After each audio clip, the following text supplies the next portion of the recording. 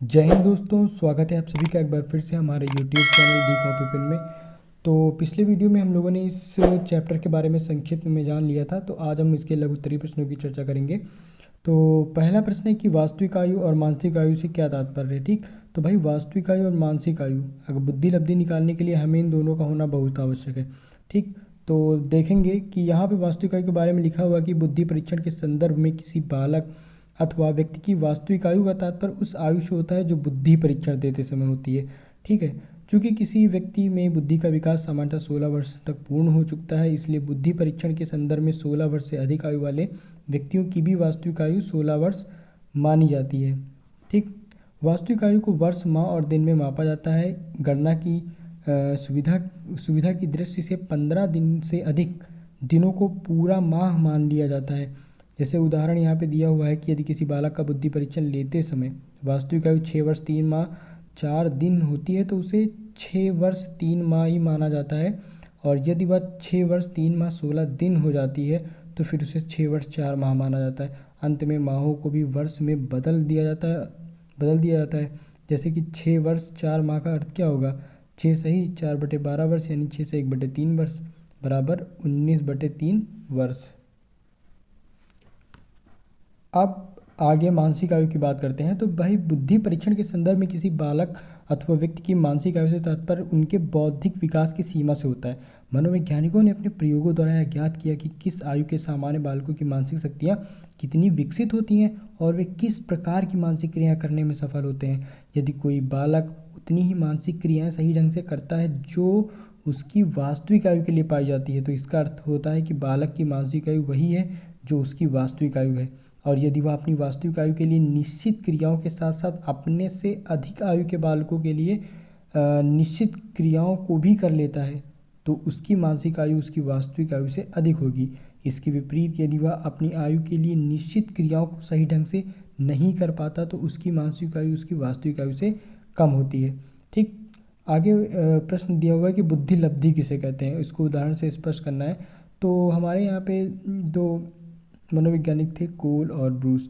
इन्होंने कहा कि बुद्धि लब्धि यह बताती है कि बालक की मानसिक योग्यता में किस गति से विकास हो रहा है। ठीक, तो इसको आप याद कर लीजिएगा। जैसे किसी बालक की मानसिक आयु 10 वर्ष और वास्तविक आयु 8 वर्ष है, तो उसकी बुद्धि लब्धि कितनी हो जाएगी, 125।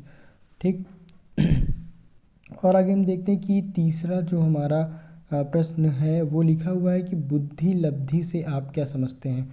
ठीक, तो किसी बालक अथवा व्यक्ति की बुद्धि का मापन सामान्यतः तो बुद्धि लब्धि के रूप में किया जाता है, परंतु कुछ परीक्षणों में विचलन बुद्धि लब्धि के रूप में भी किया जाता है। इसलिए आगे बढ़ने से पहले इनके अर्थ को भी समझ लेना चाहिए। बुद्धि लब्धि से तात्पर्य बालक अथवा व्यक्ति की मानसिक आयु एवं वास्तविक आयु के अनुपात से होता है। इस अनुपात में से दशमलव बिंदु हटाने के लिए इस अनुपात को 100 से गुणा कर दिया जाता है।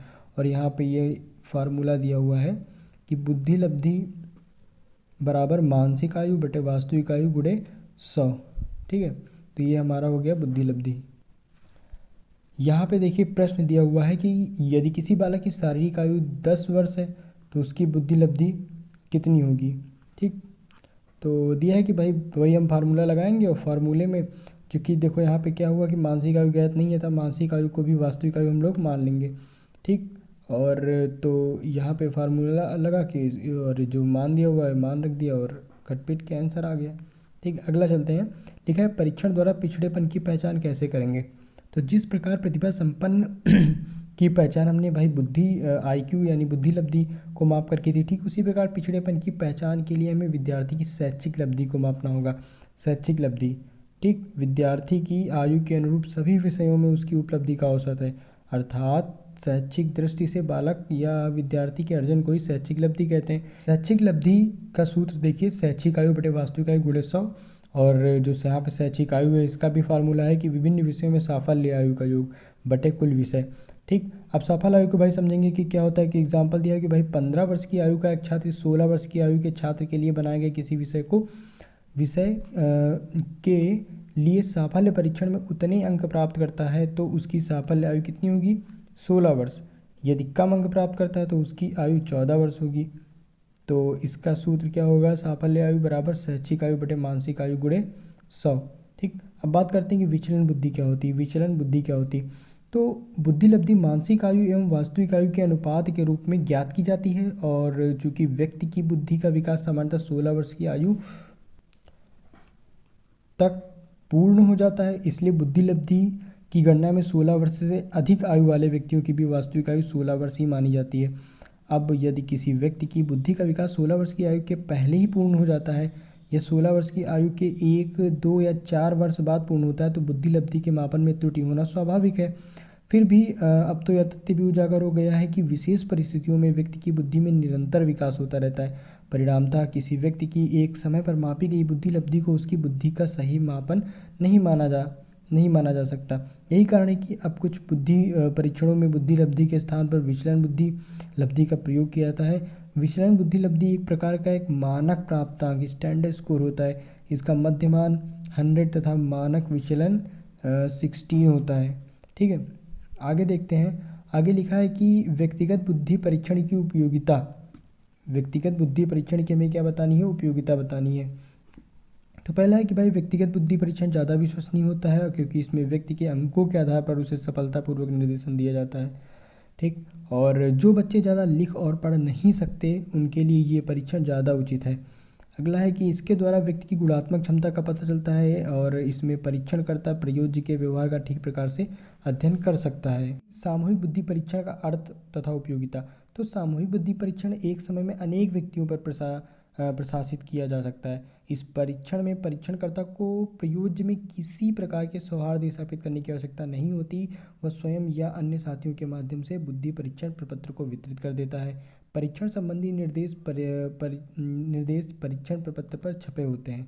ठीक, और उपयोगिता की बात करें तो भाई इस परीक्षण की सबसे बड़ी उपयोगिता यह है कि इसका निर्माण एवं मानकीकरण सरलता से किया जाता है और इसका प्रशासन सरल है और प्रशासन के लिए विशेषज्ञों की आवश्यकता नहीं होती और इसके प्रशासन में समय कम लगता है, क्योंकि यह परीक्षण एक समय में अनेक व्यक्तियों पर प्रसारित किया जा सकता है। चौथा पॉइंट है कि यह कम खर्चीला है और ये व्यक्तियों के चयन एवं वर्गीकरण में विशेष उपयोगी है। ठीक है, तो ये हो गया। आगे यहाँ पे अंतर दिया हुआ है कि व्यक्तिगत और सामूहिक बुद्धि परीक्षण में अंतर दिया हुआ है, इसको देखेंगे। ठीक, तो इसका अंतर क्या है कि इन परीक्षणों का निर्माण, जो व्यक्तिगत बुद्धि परीक्षण है कि इन परीक्षणों का निर्माण एवं मानकीकरण कठिन होता है और इनका जो होता है क्या, इसकी अपेक्षा सरल होता है और ये मौखिक होते हैं भाई, ये लिखित होते हैं।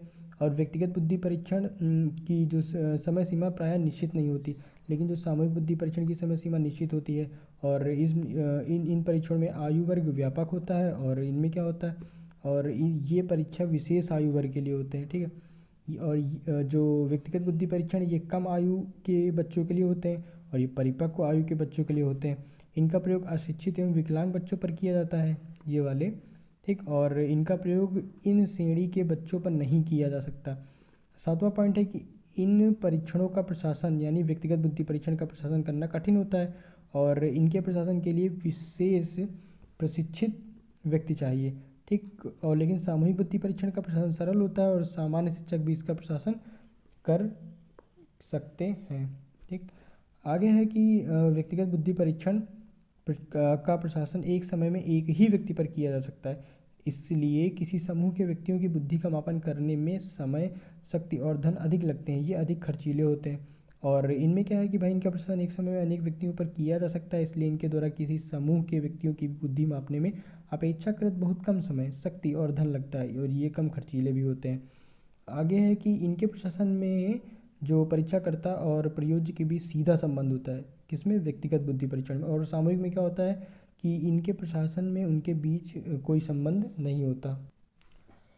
और 10वां पॉइंट है कि इन परीक्षणों में मतलब व्यक्तिगत बुद्धि परीक्षणों में संकोची व्यक्तियों को परेशानी होती है और सामूहिक जो बुद्धि परीक्षण है इन परीक्षणों में किसी व्यक्ति को कोई परेशानी नहीं होती। ठीक, तो ये 10 पॉइंट है। अगर पेपर में एक्चुअली 10 पॉइंट बहुत हैं, आप 5-6 ही लिख देंगे तो काफ़ी होगा, बाकी आप पढ़ना चाहें तो यहाँ पे वीडियो पॉज करके आराम से पढ़ सकते हैं।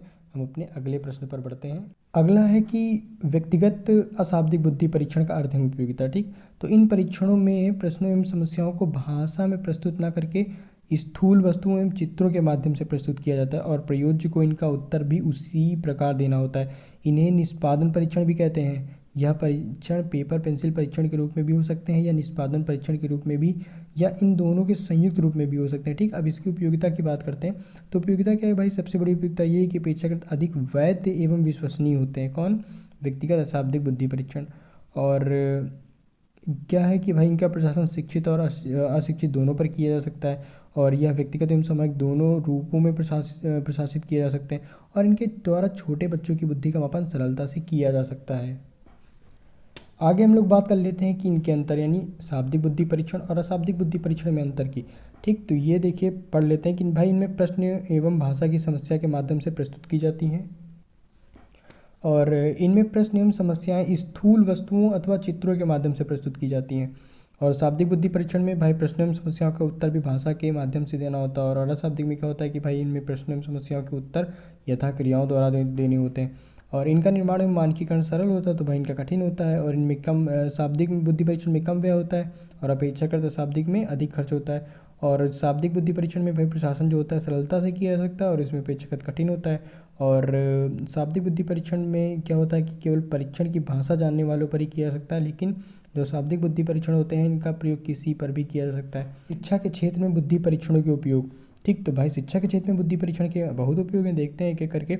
कि प्रवेश हेतु छात्रों के चयन में और प्रवेश के बाद छात्रों का वर्गीकरण करने में, भाई अति पिछड़े एवं मेधावी छात्रों की पहचान करने में भी होता है, और विशिष्ट बालकों की शिक्षा की व्यवस्था करने में भी इसका उपयोग होता है, और समस्यात्मक छात्रों के निदान एवं उपचार करने में, छात्रों की छात्रवृत्तियों हेतु चयन करने में, छात्रों की बुद्धि लब्धि और शैक्षिक उपलब्धि की तुलना करने में, शैक्षिक समस्याओं के निदान एवं उपचार करने में, और शिक्षा के क्षेत्र में अपव्यय एवं अवरोधन के निवारण में। तो सिंपल से पॉइंट है, आप पढ़ के समझ सकते हैं कि ये पॉइंट क्या कह रहे हैं।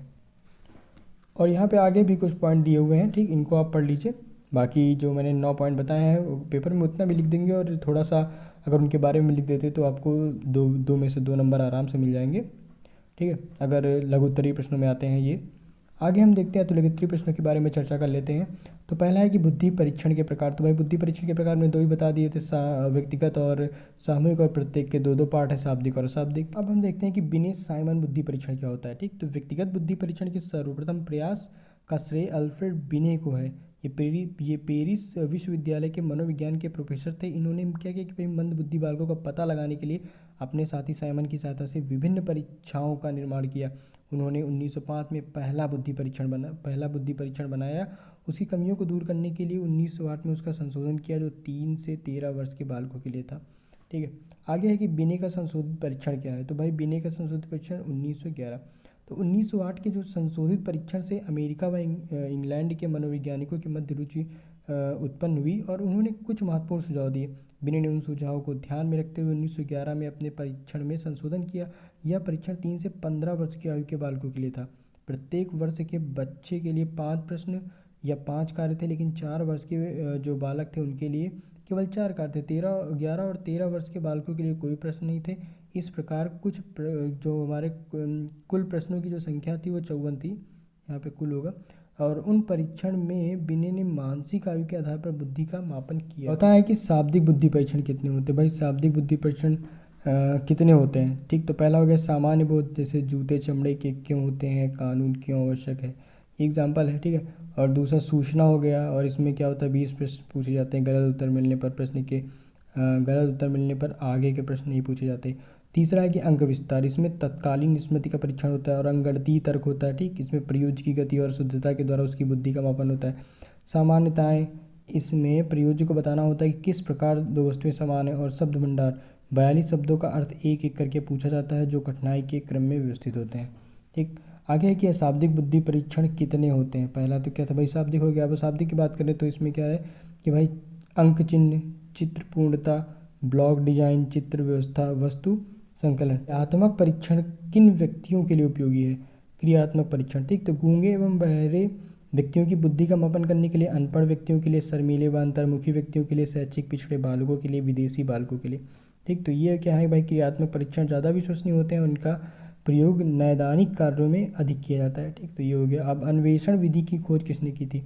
तो प्रोफेसर H.E. आर्मस्ट्रांग ने की थी। कि वास्तविक आयु की गणना से संबंधित सूत्र वही है, वास्तविक आयु इक्वल टू मानसिक आयु अपॉन बुद्धि लब्धि इंटू 100। ठीक, वास्तविक आयु निकालने के लिए। ठीक, और 50 से 60 बुद्धि लब्धि वाले बच्चों को किस श्रेणी में रखा जाता है? मूर्ख। अल्फ्रेड बिने ने अपना पहला बुद्धि परीक्षण 1905 में किया था और बुद्धि लब्धि का ये सूत्र है। ठीक, आज का जो हमारा वीडियो है यहीं पे समाप्त होता है और वीडियो में अंत तक बने रहने के लिए आपका बहुत बहुत धन्यवाद।